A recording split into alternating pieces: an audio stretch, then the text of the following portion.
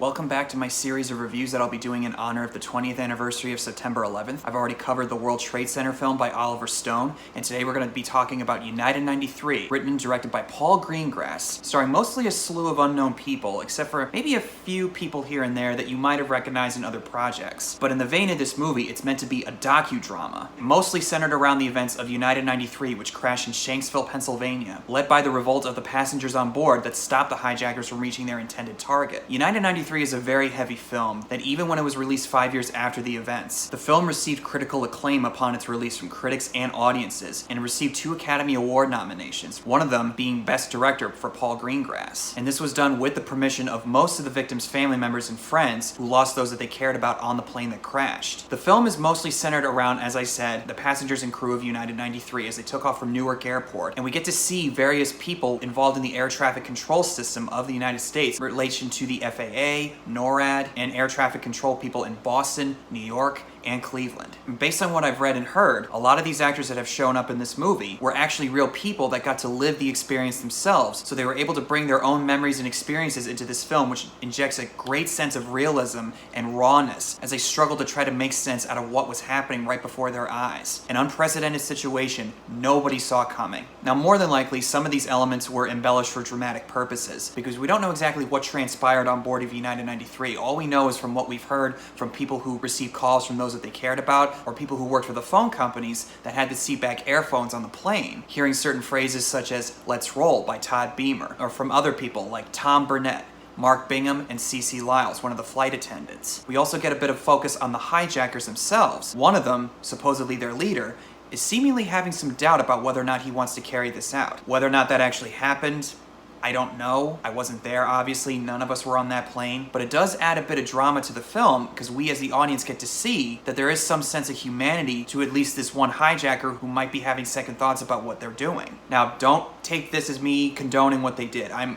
absolutely would never condone killing innocent people. But I do appreciate how Paul Greengrass gave him some focus in order to show all sides of the situation, at least from what we've seen from the perspective of United 93. As the events transpire throughout the film, when we see air traffic control towers picking up on the hijackings as they happen, it's handled as a very small, quick moment, but as someone who knows the history of events and has read up on it quite a bit, watching this movie last night gave me chills. When one air traffic controller tries to get in touch with American Airlines 11, no response. But we all know exactly what happens. All of this feels very in the moment, in the midst of all the hustle bustle that happened with normal society. Right before our eyes, we don't really see what's right under our nose, but then something terrible just comes out of nowhere.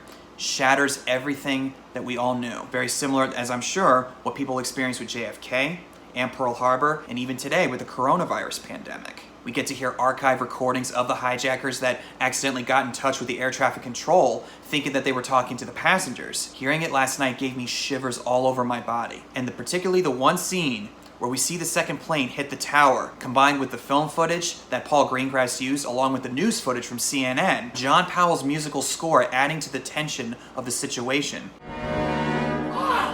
Jesus Christ. Even now, that still makes me shake. Everything from the Air Traffic Control Center of the United States, with NORAD as they struggle to figure out what exactly to do and how to set certain planes in the air to find any possible hijacked planes. We get a good sense from these people on the ground that nobody had a single clue in their head. How are we going to respond to this? And what do we do when push comes to shove? And something I noticed last night, not too long after the word comes out over the Pentagon being hit, all the focus of the film shifts right onto United 93 and does not go anywhere else. We all know how it's going to go down. But for some reason, there's a lot of tension, and for me at least, I found myself saying, oh man, I really hope they get out of this, but I know the outcome, so I know that they're gonna die. But at least they were able to stop these hijackers from carrying out their mission and hitting their target. We don't really know what exactly their intended target was. There's a picture of the US Capitol on the flight control of the one hijacker, and I think most experts have agreed at this point that the US Capitol building was their intended target, since apparently, to my knowledge, US Congress was in session that day. You take out the World Trade Center, you take out the financial part of the United States. You take out the Pentagon, you hit the military side. You take out the Capitol building, you hit America's leadership. Now thank God these brave souls on the plane managed to stop those guys from causing probably even more unthinkable horror. And the fact that this crash happened in my home state of Pennsylvania, when word got out that in Shanksville, Pennsylvania, a plane hit, I remember getting really, really scared and thinking, oh my God, Not only is this happening not too far away from my uncle in New York, but it's happening in my own backyard. Now, as you can see, I have a shirt for the Flight 93 National Memorial. I visited the site a few years ago, which is where I got the shirt, and it's one of those places where you can walk in without any admissions tickets required. Wherever you're watching this from, if you get a chance to visit that site, do so. It is so worth it. The history of that place,